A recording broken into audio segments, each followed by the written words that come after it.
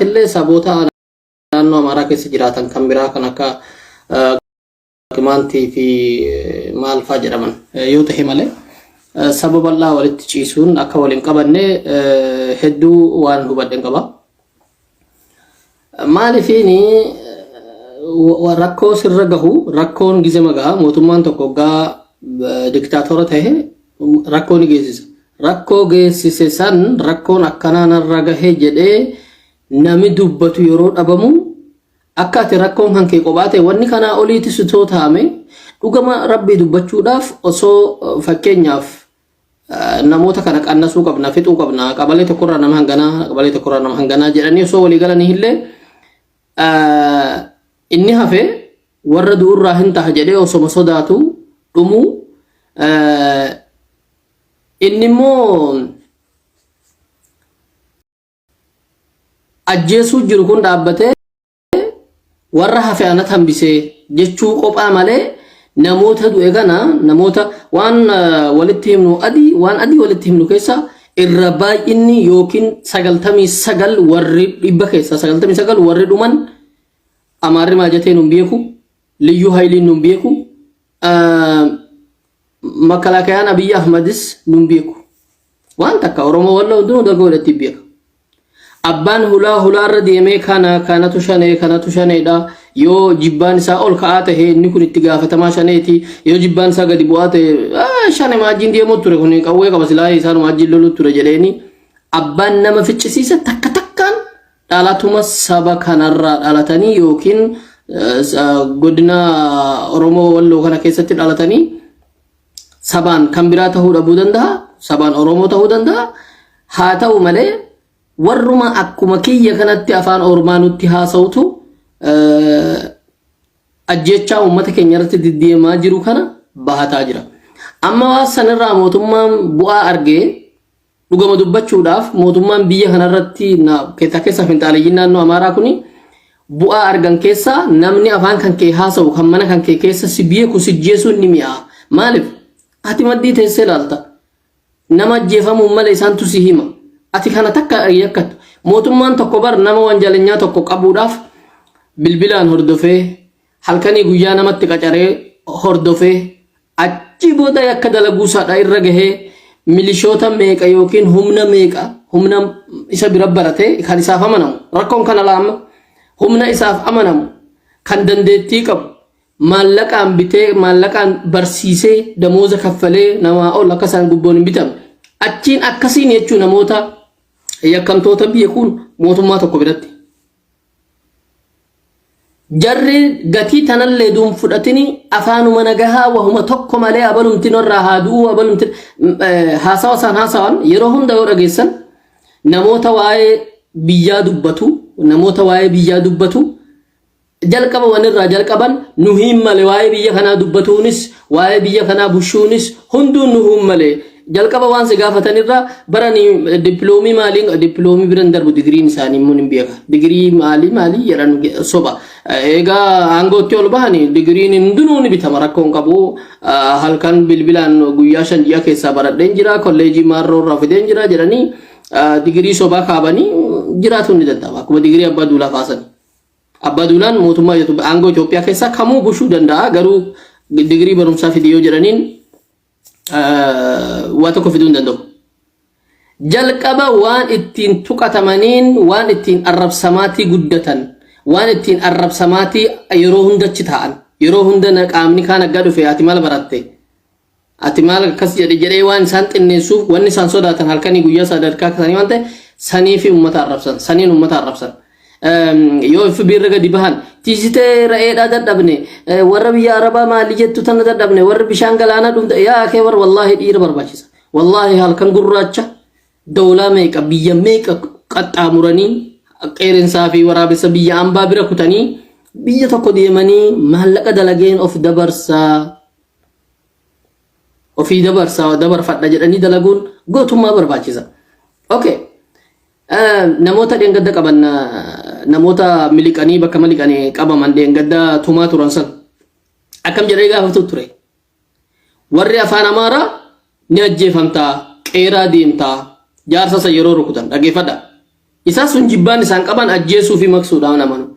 Kan afaan Oromoo jala deeme maal baratteeti? Eessa baratte? Eessa baratte tun biyya Arabaa deemuu turte? Maaloo jettee mucaan addoodhaa attaaxaaluu ture. Nama barateeti jennaan baradeen jira jetteen. Eessa baratte bootun irratti qabe dafee. Isa dhiiraatiin hoo maal jedhe? Sin ajjeesaa akkana dalagdeetta wanjalii jedhanii afaan Amaaraa dhaggeeffadhu. Ati si ajjeefnaa qeeraa ta'edhaallee jedhe gabaabumatti qeeraa jechuun bakka horiin itti qalamu jechuudha. Bakka qalma mootummaa sana qassaab jedhan biyya Arabaa kanatti. Qeeraa deemtaa jedhe dhugaa baana bakkuma nama qalamaa geessani. Inni afaan Oromoo maal jedhu ture garuu kan akka keetii kana biyya bilisoomsaa boo of tuuluu jechuu ofii of tuuluu kijibduun dheengadda bakkatti kophee jala baqattee kaan sheekotaa fi abbagaar jala wanni jedhu ture.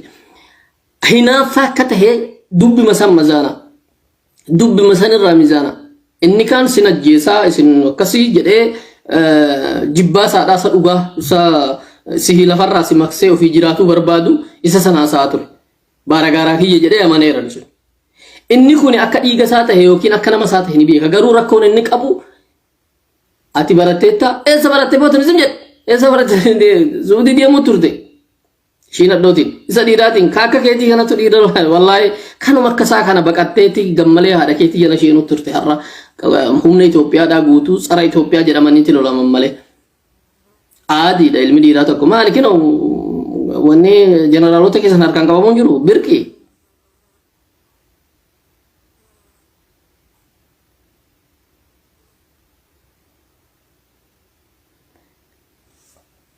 Kanaafuu wanni nu itti jirru karaan sadarkaan nuti ittiin wanni isaan ittiin uummata kanatti cabsaniin tokko saniin of tuuluu fi ani akkasii biyya Arabaa maalloo jettee warra kaan hunda gowwaa godhanii waan isaan uummata keenya saniin jedhan bar gowwoomsaa isaan uummata san gowwoomsan waan isaan akkamitti akka isaan kijiba asii hin jirre uummata kana tuulanii gowwoomsan namni galaafatan akka kanatti kijiba wahuma lafa jirre mootummaa maali jedhe mootummaa maaltu jira ni kijibdan gareen xiqqoo takka gaaf asii fi asiin qawwee siin dhoofte lafaa dhabamtani. Har'a waraana Itoophiyaa guutuudha baajata uummata biyya Itoophiyaatiin fuutee zoonii tokko irratti wanni hedduun dubbannu gabaabumatti waan jechuu barbaadu uummata Oromoo hundaan godina keenya irra warra jiraatuun rakkoo kana bal'inaan yoo laaluu dhabne ummati hangi ta'e tokko onnaayee bosona sheenee loleef ummati warri kaan ammoo nagahumaan rafee buleetuma taphee jiruma ofii qophaa laallatee bulotaanaan gabrummaan ammas ni dheerata. Dhugaa dubbachuudhaaf warri bara 2018 mormaa turan kaan hidhamaniiranii kaan du'aniiranii kaan qawwee butatanii har'a onog jedhamanii bakka hedduu jiran. Warruma sanii as ammoo lakki akka isaaniitti simmitimee mormuun qabaanis jedhe xinnoo wanni jedhetu har'a ati hattuudha ati onogi jedhameeni bosona sheenee baqateera kan baqate inni amma isaan fuula dura isaaniitii baqee qalamuu baqatudha gaafa qabame immoo baqattee turte ati caakkaa turte onogi jedhama. Warri du'ummoo isa sanii bara dhufummoo warra ani nagaan qaba jedhee barana har'a suuqa gurgurataa jirutu gaafa ilmi beeraa isaa du'ee soddaan isaa du'ee shumi isaa du'ee gungumuu jammara. Aggaa gungumuu jammarte ati achuma guutta. Suutuma suutaan inni ofirraa dubbate inni ija diimtuu agarsiise hundi qalamee warri kan haadha kiyya fuudhe hundi abbaa kiyya jedhu walitti hafee booda ani beeta Amaaraadha. Inni Walloo Fiqiriin jedhama malee ani Oromoon jedhamu. Yoo barbaachise amantiin kan abbaatii amantichas nan jijjiira rakkoon qabu warri jedhu walitti hafa warri akkas jedhu immoo dubbiin jabaattee guuteera har'uma kana warri masgiida dhaqee solaatu amantichumaa afaanichas warri har'aan Oromoodha jedhee kijibu kuni warri akkas jedhu guuteera. Maaliif inni akkas jedhee warra dhiigni isaa obboleessi ilmi haadha isaadhaa qalamuu biddeenii jecha har'a nama gurguraa jirutu jiraati. Saniif galee waa'ee qalmaatii ummata Itoophiyaadhaa ummata tokko ideoloojii tokkoon warra kaan irra bobbaasanii ajjeesisuudha. Fakkeenyaaf seeraan alummaa balleessuudhaaf faannoo warri jedhamu kuni takkaan liyyuu haylii tahaa takkaan liyyuu haylii takkaan makkalaakayaa ta'a. Waan sin ajaa'ibu yeroo ammaa kana keessatti irra baay'inni makkalaakayaa warra Dabuubii fi warra Oromoodha. Oromoo warra abbichuu jedhu kana. wanta kan beekana dirree lolaatti wallahi namni hamma isaanii laafaan hin jiru milishoota biyya of isaanii irra dhalatan biyya kaan waa ta'utu isaan turre nama lolaa jira faannoon meeshaa gurguddaa hiikkatuu qabaa jennaan hamma mootummicha biraa gadi bahanii kalas nuti qawwee hiikkatuu hin qabnu jedhan hilleenaa keenyaaf hillinaan keessan oromiyaa keessa deemaare amma faannoo bobbaasanii oromiyaa keessatti bobbaasanii wanni irratti wal dhabamaa jiru amma kaabinoonni bilisiginaa irra baay'een isaanii warra shawaati biyya isaanii amma takka takkaan firarraa isa ajjeesuu jalqabaniiranii gaditti yaa'anii wal jaaranii immoo isaantu mootummaadha wanni isaan gaafatu hin jiru warra zamachaa minilik jedhamu namoota ajjeesuu karaa matakkalii fi karaa matakkal gizimatti bobbaase mootummaan naannoo irraa walitti qabe amma karaa darraa kana gadi bu'anii nama hammoo fedhan nama oromoo dubbii oromoo balleessuuti mookam ajjeesuu ka'anii achirratti liyyuu haayilii naannoo oromoodhaa walitti guuranii bakka san geessan yeroo bakka san geessan kan nama lolaa jiru shaneedha afaaniin kan jedhamu malee jara rakkoo hedduu walirraan gahan kanaafuu bilisiginnaa keessatti rakkoo fideera wanni kun amma bilisiginnaan mataashii keessa kan jiru ishiin ummata Itoophiyaadhaa hunda walitti naqxee Oromoo fi Amaaraa Tigree fi Amaaraa eenyu fi eenyu waliin naqanii hamma fedhan lolsiisanii fedhan cafacafsiisanii aalama harka dhaachiisuudhaaf ammoo sabaata naggaafaa hidhaa baasanii akkas waan akkasii godhuudha. Sigale warri immoo kaani warri naannoo Amaaraa nuti yeroon qabnu amma yeroo keenya amma faa'idamne olaantummaa naannoo kana naannootti nama nan isaan naannoo miti isaan ideology hanga Harar hanga Dirreedhaa hamma Shaashamannee amma eessaa deemanii amansiifatanii eenyummaan isaanii suni akkuma internet bakka akkanaa qabadhee rabee jira internet amma asamu warra jira bakka hundatti garuu networking kan isaati akkas ta'u kan barbaadan saniif galee kanaafuu asirratti wanni guddaan wanni walolaa jiran amma diiggamuun isaanii fagoon jiru walolaa jiran diiggamuun isaanii fagoon jiru garatti baqattuu dhabdetti opodiyoon garatti baqattuu dhabde amma asiini warri abaawoodha nama rahmata isaanii godhuu miti ምክንያቱም ነሚ አመነሜ ተዲሙ ጅሩ ሐራር ብልጽግና ወሎላን ጀደሜ ነምኒ አመነኒ ገርጋራን እንጅሮች ከሰት ማለፊኒ ሀቱ ለቦሩ ጋፈሞ yooti harra gargaarte achi keessatti yoo dhaqee harra sabni tokko gargaare isaan akkasan garee waloluu jiraniin kana ashannafan rakkoon isaanii rakkoo aangoo ture malee rakkoo sabaan turre gaafa isaan kan irraa kuffifte akkuma biyya Ahmad aangootti ol bahanii nuyi malee nama jiru jedhu kanaafuu garee lama bilchiginaa keessa waloltu tan amma gargaaruun hin danda'u gareen tokko garee faannoo hidhachiifnee humna goosifnee akkuma warri Oromiyaa liyyuu haylii fi onogu wallaggaa fi boorana kaahee loluu didan jedhamu jiramoo hibar Abiy Ahmad onogu loluu didee maalifiini zamachaa hiliyoonaa jedhee ummata Oromoo hunda akkuma isaan godhasan godhee wallaggaa fi gujii keessa isaan kana baasee waraana kana shawaa keessa maan baafne akkuma naannoon keenya ibiddaan daaraa ta'e san kunis maa daaraan taane hinaaffaan as kan jiru amma okay warri bilchiginaa Oromiyaadha kana gochuudhaaf waggaa inni godhan isaan kana rakkoota kakkin qaban kana goone yeroo raanne olaantummaa jara kanaatu ajaja jara kanaatu deemaa jira ajaja jara kanaatiin deemuurra irra guddeessimmoo aangoorra akka ari'aman amma ganaa waan hedduudhaaf deeman akkuma aanaa irratti amma nu hibira godhaa jiran kana ebelufaan nu jijjiiramuu qabanii Shimallis Abdiisaa abaluun nu jijjiiramuu qabaa Shimallis Abdiisaa Alamuu Simeetiin jijjiiramuu qabaa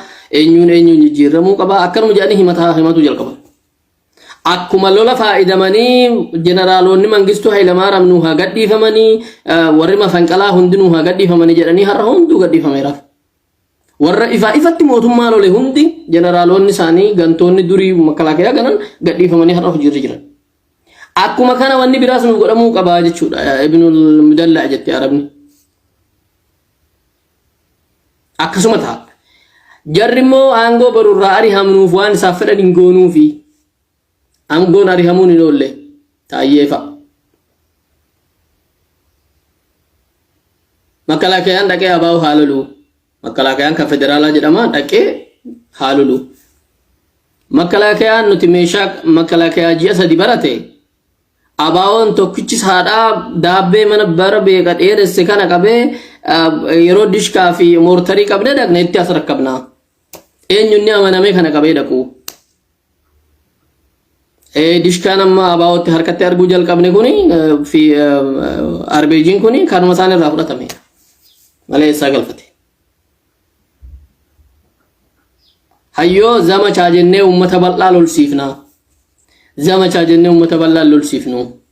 Wanni irra wal loluu jiran ammoo aangoo irratti malee uummata yaadaniiti miti.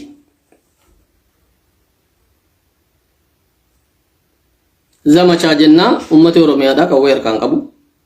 Uummata Oromiyaadhaa zamachaa jedhee uummata abaluu lola jedhee hin deemu. Kanaafuu zamachaa gaafa jedhame warri zamachaa beekamoodha. Isaa safuunee Wallaggaa fi Gujii keewwofnee qalsiifnaa. Gabaabamatti kan gaafatamaa jiru sani amma. Zamachaa shanee balleessuudhaa jedhamee milishoonni kaabaa maaliif dhaqanii loluu dhabanii? Warri nama keenyatu achitti qalamaa jira jedhanii halkanii guyyaa bu'aantu jira.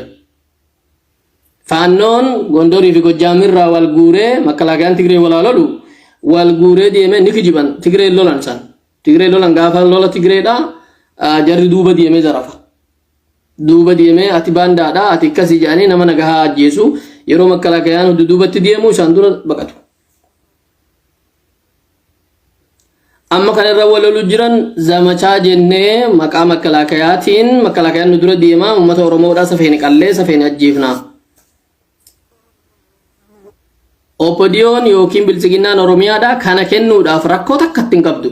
Walaakin kan aggaa godhan isaan dhufanii dura nama tokko ajjeesanii beetasaba kana qalanii mana gubanii achiin booda abalus abaa'oodhaa jedhanii warra aangoo biras ni gahan. Akkuma walloo irratti godhan. Walloo irratti dura uummatatti duulanii ajjeesanii jumlaan fixuu jalqabanii fixanii warri godina irratti nutu bulshaadha jedhanii kaleessa dhaadaa turan raadiyoo qabatanii nutu aangoo qaba jedhanii kara jechuu turan usanii dumalaalanii isaan bira gahe jalqabar.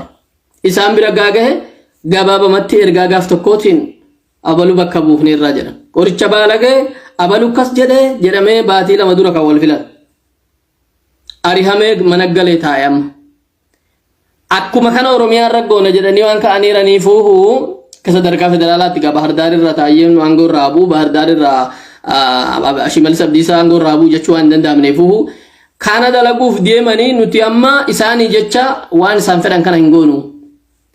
Zamachaa Oromiyaa irratti akkanuma jedhama har'a Itoophiyaatu weerarame Itoophiyaatu si waame jedhamee warri Finfinnee walitti qabame warri kaan uffata baafatee ani Itoophiyaa du'uuf jedhee iyyaa warri kana baandiraa lumuxxii qabateeti bu'aa Itoophiyaan baddee namni hammanaa qalame jedhaniiti abaa'oo kana sheexaanuma jahannamaa bahee dhufe godhanii kaahanii Itoophiyaan weeraramte namammoo nama alaati akka jedhamu gaazexeessota ta'uu danda'a yookiin niitoorkii marratti ijaaran Masrituu abaa'oo hidhachiisee Suudaantuu hidhachiisee yookiin Israa'el bakka barbaadanii achi booda lolli kuni lola faranjiitii fi lola Itoophiyaati jedhanii uummataaf footoo kaasanii achiin booda uummata kana gajara sinni qabatu maalis inni qabatu ni deema nama qawwee qabatee bosona jiru dhaqanii lolan isaan ganduma Oromoo dhaqaniituma bitamtoota caatii fi araqeedhaa fudhatanii eenyutu ganda kana akkasi eenyutu akkas elaa kana faadha elaa qawwee qaba ture elaa inni kun abaloo ajjeeseera elaa inni kun inni jedhu ganda kee deemee birri araqeetiin bitamee guuteera.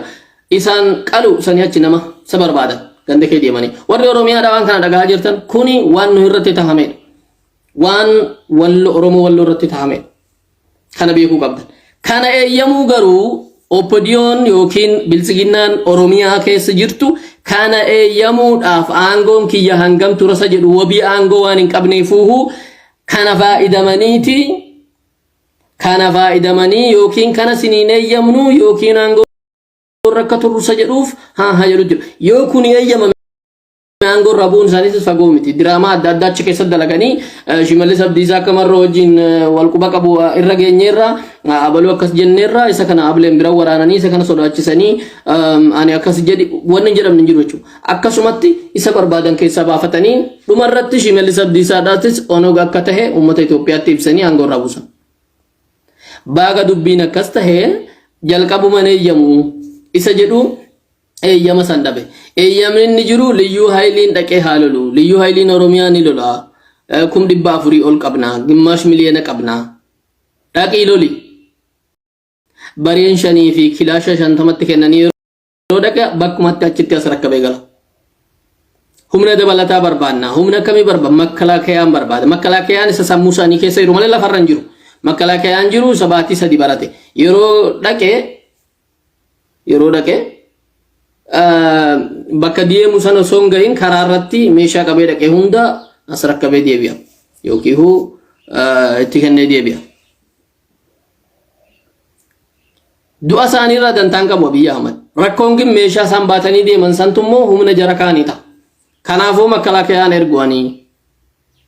Eenyu ergitaree?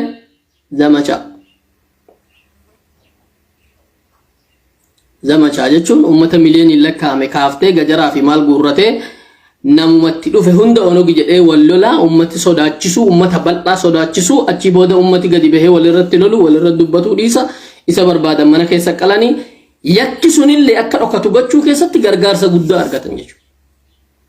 Yakki sunillee akka dhokatu gargaarsi kennamuuf keessaa tokko eebelus manatti ajjeefamaa jira eebelus ajjeefamaa jira ollaan kiyyanni kun na himuu danda'a wallo irratti bilbilee eenyutu du'e abaloo akkamitti du'e. Ahmad inni du'e silaa qarbanne hayyaa mee waan hedduun haasofnu mee cufadhu ati wanna jiru nu biruma jira mee akka saanatimi wanni saanutimi mee abaluu akkamitti du'e abaluu faanis du'an himmi amma haasawe faayidaa maal qaba bar sodaateeti ollaa kiyya dhagahee amma saanas qabee qeena ajjeesa yookiin haasawaan jiru kun nama keessa jira maali faayidaan nani haasawu akkam jedhanii sodaachisan ammoo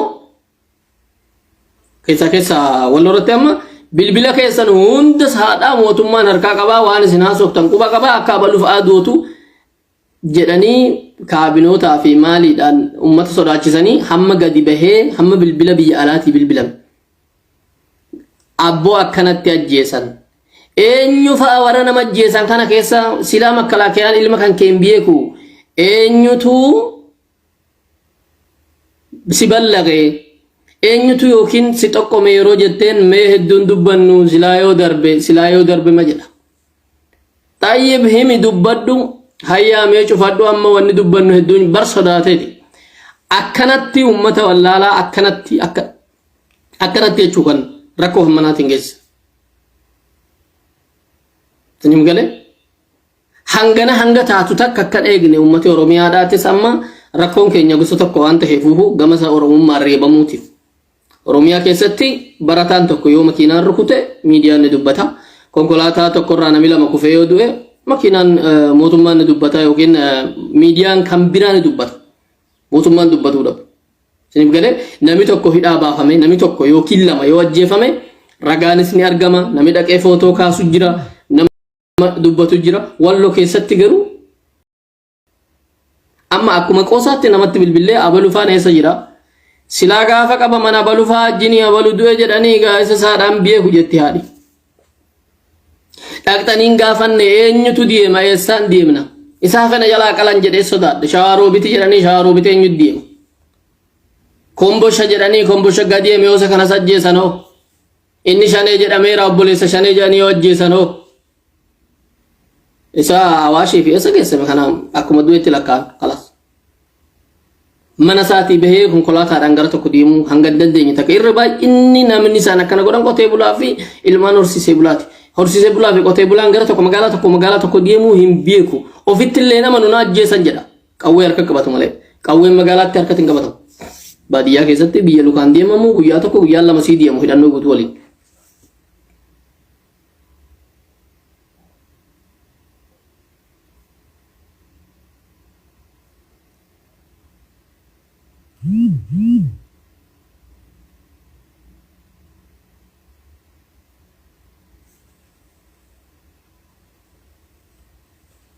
kanaaf rakkoo nu mudate keessaa tokko isa kana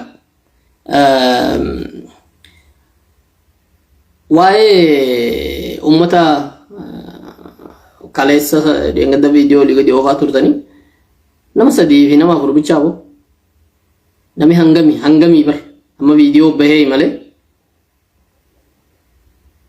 asirratti waan jechuu barbaadu warri viidiyoo akkasii harkaa qabdan saaxiluu itti fufaa ummati sunis ajjeefamuun ni mala yookiin kana man dura ajjeefaman akkamitti akka qabaman irra baay'ee sobaan ummata goyyomsuudhaaf lola irratti du'anii nu lolanii du'anii warra jedhamutu jira.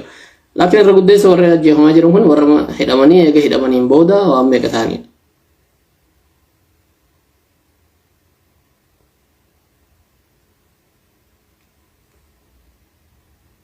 Inni itti aanu ummanni haala amma nu keessa jiru kanaan ummanni tokko bushameen beeku ummati numa dhooha gaaf tokko gara dhoohetti waliifis hin galamu kanarratti inni bushus akkamitti akka bushu beeka eenyu kaabineen takka takka bichaatti takka takkaan eeggamteeti moo akkam goote.